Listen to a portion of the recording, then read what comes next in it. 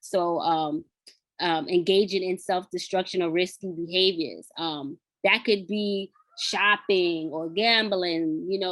I know during COVID, Amazon, I know their numbers went up because people were home, and then because you couldn't be out into the stores, we were home shopping. And then it could become risky behavior because you're just shopping to fill your time and not really paying attention to that being a behavioral sign that you're stressed. So, some people stress shop, and you say you're window shopping, but you're actually, out there shopping for no reason. So that could be a sign of stress.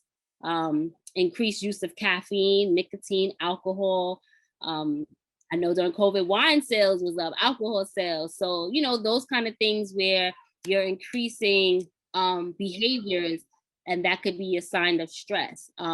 Mental signs such as difficulty concentrating or making decisions, forgetfulness, distortion of sense of time, and worrying. So that was a big one, worrying, because you figure like during COVID, what else can you do but worry about, what the future is going to be? How long is this going to last? Worrying that you don't get sick, worrying about your family, worrying about, if you had elderly parents or grandparents or, relatives, worrying about them, not being able to see them, to check on them. Those were, big mental health signs were very big during COVID because if nothing else, we definitely worried. And so emotional signs, irritability, argumentativeness, crying spells. So, these all were major signs during COVID, and some presented themselves more than others. But I believe the mental and emotional signs were definitely on the rise during COVID, and then being able to get resources to you because everything was shut down. So like this platform being Zoom and telehealth, those services were on the rise. But then, sometimes with the older community not being internet savvy and having access to technology or being able to navigate it was another issue, because not everybody knew these platforms. I think Zoom really took off during COVID, and then learning to navigate it and teaching people how to use it, that became a major platform for people to stay connected.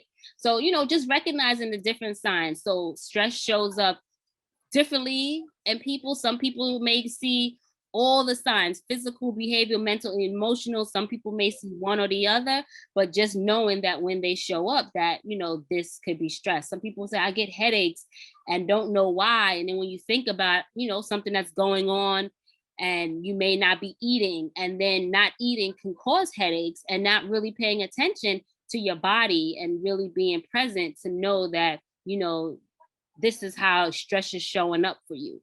So it's important to definitely know your body and the signs and symptoms when they show up and how they present themselves for you. So just taking a, inventory of your full body to know that, oh, this can be related to what I'm going through and how it's showing up for you. So just to be mindful of paying attention to your body, because sometimes these things show up and we just say, oh, you don't pay it attention, until it gets to a point where it's like, all right, shutting your body down because you're not paying attention, dizzy spells, or, just forgetfulness and stuff like that. So just being able to recognize those signs for yourself. So the body's response to stress. So initial response to stress is that fight or flight response. So the fight or flight is, you've heard it before. It's like you just say forget it and leave it alone, or that if I don't pay attention to it, it's not there. Or do you stay and deal with it? So symptoms of stress during the initial phase are reflective of the activation of the response, such as overreaction, hyperarousal, anxiety. That's, a major one. Anger or argumentativeness, difficulty sleeping. So I said like increase in heart rate, agitation. Sometimes, throwing yourself into your work, working too much, and taking on too much. So sometimes when you're stressed, you just throw yourself into work and say like, I'm not going to deal with it. and then not knowing like it's burning you out because you're trying to avoid it, but then now it's burning you out because you're throwing yourself into your work and not taking care of yourself.